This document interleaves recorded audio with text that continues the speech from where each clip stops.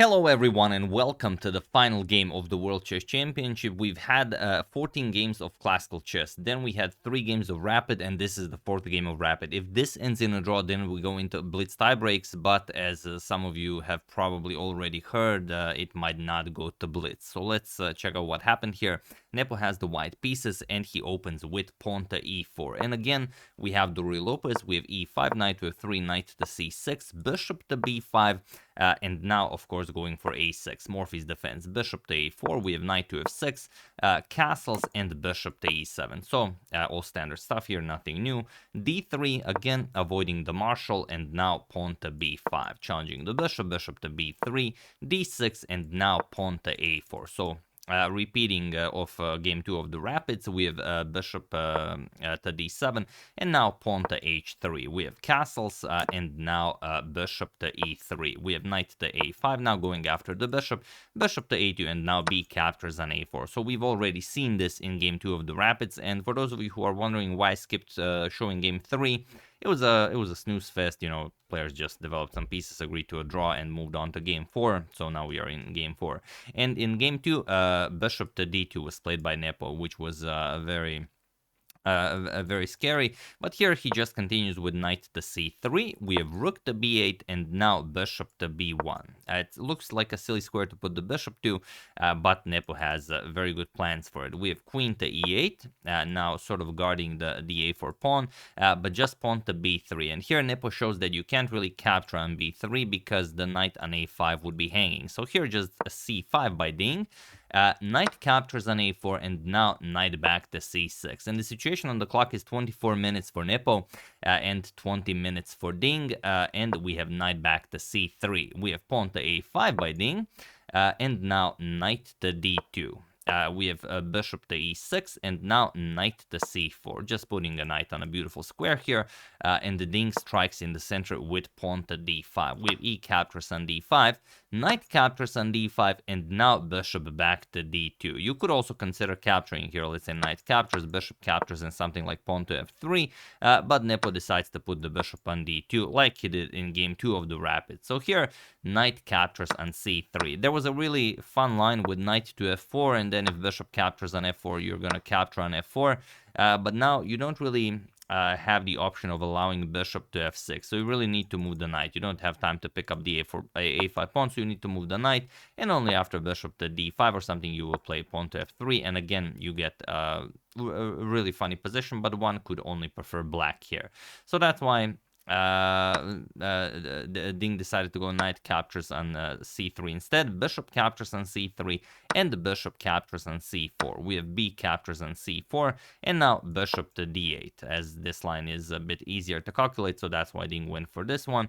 Bishop to d2, and now bishop to c7. The bishop is nicely put on this diagonal. At some point, Ding is hoping to execute e4, maybe some f5, f4 action, or maybe f5, e4 action, maybe put a queen on e5, or maybe on d6, and put pressure on that white king. So c3 by Nepo, and now pawn to f5. And now if you look at the position, one thing that you see that, okay, Nepo has the bishop pair. If it becomes fully operational, then white should be better, but you also see the passed pawn from Ding, and you also see that the bishop on b1 is pretty much completely locked in. There's no good way to, revive it. You can't push d4. One way to do it would be to play bishop to c2 and bring it to a4. This is possible, but here you simply allow, for example, f4, bishop to a4, and f3, and already it seems like, okay, what are you even doing? So instead, rook to e1 was played, and now comes rook to d8 by Ding. Also, he could try pawn to f4, but if you play pawn to f4, then d4 comes, and that's a bit of an issue. That's why rook to e1 stops pawn to f4. So instead, after rook to e1, we have rook to d8 by Ding, and now rook to a2 by Nepo. A beautiful defensive idea, and you'll see how the rook will be really strong for the rest of the game. Ding goes bishop to queen to g6, and now the clocks have leveled pretty much. It's 16 minutes for Nepo and 15 minutes for Ding, and we have queen to e2. You could also play g3 because you know that f4 move is coming, but he starts with queen to e2, gets the queen out of the d file, and now queen to d6. Now Ding definitely preparing some e4 ideas to maybe try and checkmate Nepo's king, and pawn to g3. And did I mention that whoever wins this game is the world classical champion. And now rook d to e8. If Ding pushes right away, let's say with pawn to f4, then he allows this queen to e4 move, and now it would be Nepo who would be threatening pawn to d4, because then an attack happens against Ding's king. And now let's say f captures on g3. You can even play this, because Ding will have to waste a move here. Now something like bishop to g5, and all of a sudden Nepo's position comes alive. So instead, rook d to e8 is played. We have queen to f3, and now pawn to e4 by Ding. Everyone thought that this was a bit premature, but Ding already played it. This is like the 18th game in this World Chess Championship. He knows what he's doing. D captures on e4, and now Ding paused a little bit here, because, okay, you know that knight to e5 is the move you want to play, but he was considering pawn to f4 here, and it is a beautiful line that we should check. Point is that after bishop captures, you will move the queen, and now Nepo will be in some problems here. For example, queen to e3, you will capture on f4 nonetheless. G captures, queen to h6, you are putting a lot of pressure on white's position here. Also, if the rook somehow gets into the attack, could be very nasty. So let's say pawn to f5, you offer a queen trade, but now rook captures on f5 first, because the rook cannot be captured. And now even if queens get traded off, the rook still cannot be captured. So probably something like rook to e3, now the rook moves, and the game continues. But Ding decided against it. He played knight to e5, attacked Nepo's queen here, queen to g2, and now knight to d3. Very, very sharp stuff. Nepo's queen not that active on the g2 square, but bishop captures on d3 is a must. So while knight to d3 is a beautiful move and you really feel great when you play it, basically this bishop has been dead for the entire game, and now you're allowing him to basically trade this bishop for this beautiful knight. But okay, bishop captures, queen captures on d3, you gain a lot more activity with your queen. E captures on f5, rook captures on e1 with check, bishop captures, and now queen captures on c4. And now Nepo plays rook to a1. There was a really tricky maneuver here, rook to d2, because if you capture here, then you allow the white queen out of the box here, queen to d5 check, and maybe it's good to give up that pawn to sort of make your position come alive a little bit, but okay. In the game, Nepo played rook to a1, and now we have rook captures on f5. Nepo has 12 minutes on the clock, Ding has some 5 minutes and 30 seconds on the clock. Bishop to d2, we have pawn to h6, and now queen to c6. A very active move from Nepo, activating his queen. We have rook to f7, the bishop has to be defended, but also you want to keep pressure on that f2 pawn, and now comes rook to e1. Now Nepo is the one who's threatening to stir some trouble. If you allow rook to e8 with check, it could be very nasty. So here you could play queen to d3, sort of to pressure the bishop and also to keep an eye on this diagonal. So even if a check happens, you don't have to worry about a second check coming along this diagonal. But the Ding goes king to h7 first, and now we have bishop to e3. Now the point was that if you play rook to e8, then Ding had in mind bishop captures on g3, and you can't capture back, because if you capture back, queen to f1 check, and you are getting checkmated. Rook f2 check, queen has to block, and now queen or rook captures will be checkmate. So instead, after this king to h7 move, we have bishop to e3, putting pressure on the c5 pawn, but now bishop to e5. Ding puts pressure on the c3 pawn. And now everyone thought we would just see a trade here. If queen captures on c5, queen captures on c5, bishop captures on c5, bishop captures on c3, attacks the rook, and you have this endgame equal material. It will probably end up in a draw. But Nepo wanted more. He played queen to e8, and now you have to be very, very careful here. You can't really move the queen, or the rook hangs. If you don't do anything, then the bishop hangs. So Ding played bishop captures on c3, and now comes rook to c1. So now Nepo has to be very careful. He's not just down a pawn. He's down a pawn, but also Ding has two passed pawns. So if this doesn't work, could be incredibly dangerous. Rook to f6 by Ding. He shows that he is not worried about bishop to d2, and he calculated well. If bishop to d2, then look at this. Queen to d4 puts pressure on f2, and now Nepo gets nothing more than a draw. Bishop captures, queen captures on f2, king to h1, and this will now result in a draw by repetition. Queen f3 check, king h2, f2 check, king f1, queen to f3 check, and so on.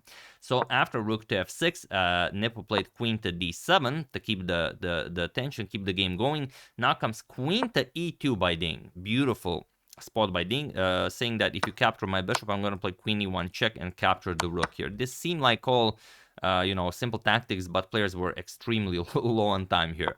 So queen to d5, and now comes bishop to b4. Ding just guards the pawns here, and he says, what are you playing now? Because if you capture on c5, Ding again found this beautiful bishop to e1 tactic, and now the only way to defend is to play this passive queen to g2 move, and now you will position your pieces properly and start pushing that a pawn with all of this pressure being applied to the f2 pawn. So after bishop to b4, we have queen to e4 with check, king to g8, and now queen to d5 with check. And I think at this point, Nepo already saw the repetition. He said, all right, now we're just going to repeat moves, king h7, queen to e4 check, king g8, queen to d5 check. However, after king to h7 and queen to e4 check, Ding did not move the king. Ding played rook to g6, and everyone thought this was crazy, because how do you release the rook from this grip? And also, what about h4, h5? Well, that's the point. h4, h5 isn't really a threat, because queen to f5 was played. If you play h4, Ding just plays h5, and there's no continuation here.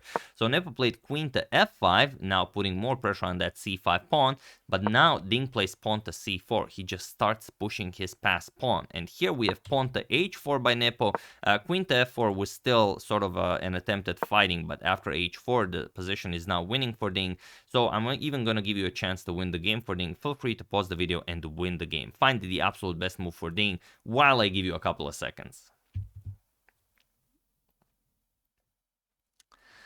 So for those of you who were able to do it, congratulations on spotting the tactic that might win you the title of World Classical Champion. And for those of you who just want to enjoy the show, it is queen to d3. This is the absolute best move, and the point is that you cannot trade. If you trade here, let's say captures, rook to d1, okay, you've survived a little bit, but after rook to d6, this pawn is coming to d2, and then this pawn marches forward, and it will be unstoppable.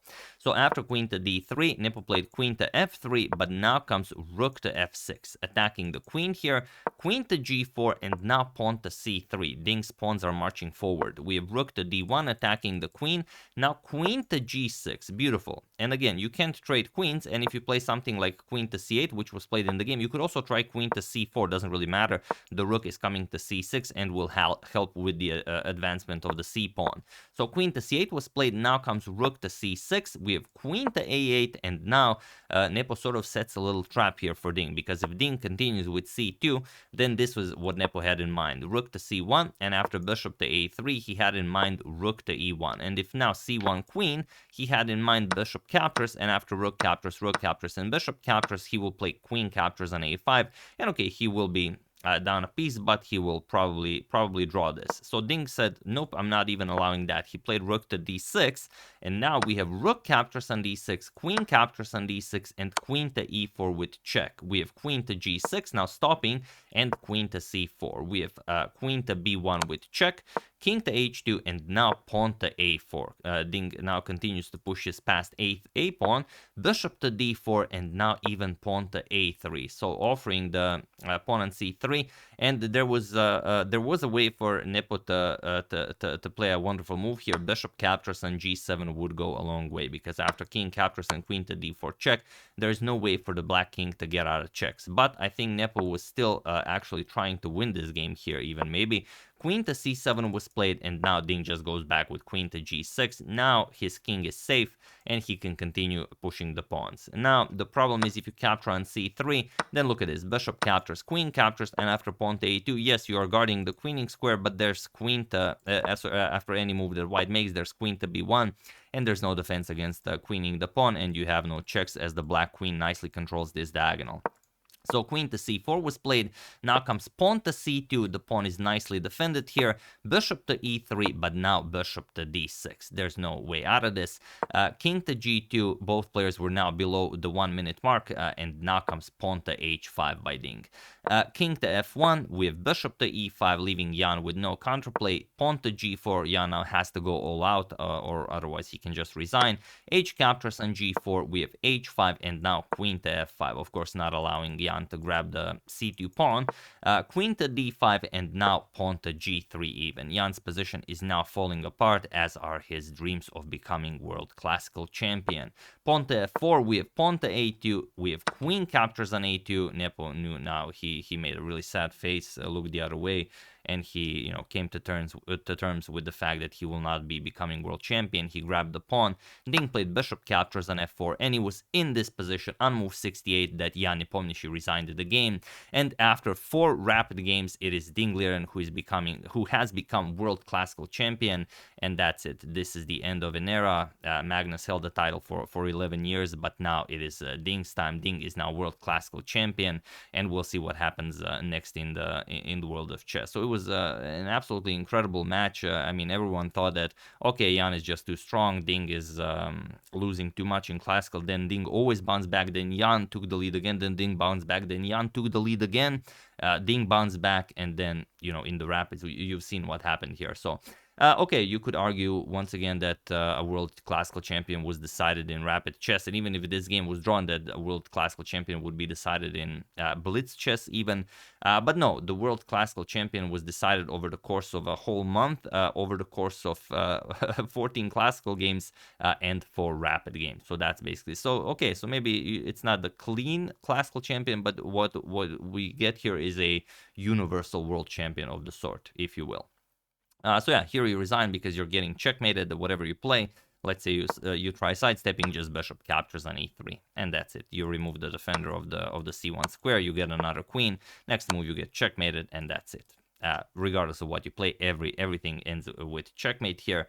Here I even have a nice image of it for you guys to enjoy, because this is the image that we've seen when Magnus Carlsen became world champion. I know you guys remember it because it's a really famous photo. There you have it. This is Magnus jumping in the pool after he defeated Vishwanathan Anand, and he published on his Twitter profile that he has become world champion and that he thanks everyone for the support. I don't know if Ding will be jumping in the pool, but the next video I'll be making, if there will be a nice photo of Ding, I will definitely share it with you guys. So there we have it. Thank you for enjoying the World Chess Championship. Thank you for enjoying chess in general, for promoting chess to your friends, and for sticking with chess for the past month, as this has been quite a journey. Even with Magnus Carlsen stepping down from defending his title as the World Classical Champion, this has been an incredible month, and I have no idea what the future holds. If Magnus will be trying to come back, will they be changing the format a little bit, or will we just keep everything the same, and we'll just have another candidates tournament with someone to challenge Ding? We'll see what happens, but whatever happens, that we will at least once every 2 years we will have a month filled with chess, where we're just filled with beautiful games and we can enjoy every day. So yeah, who knows what the future brings. We'll see what happens. Until then, hope you guys are still enjoying chess. So yeah, that's the game and this short coverage of the World Chess Championship. Hope you guys enjoyed it. I would like to thank Ole Anders Danielsen, GM Thomas Rusman, Micah Kennedy, Vladislav Usatenko, and Stacy Turcott for a contribution to my channel. Thank you a lot. I really appreciate it. As usual, you can check 2 of my previous videos here. Thank you all for watching, and I will see you soon, continuing to check up on your wonderful suggestions and everything else that happens in the chess world. Thank you all. I will see you soon, and have an excellent rest of your day.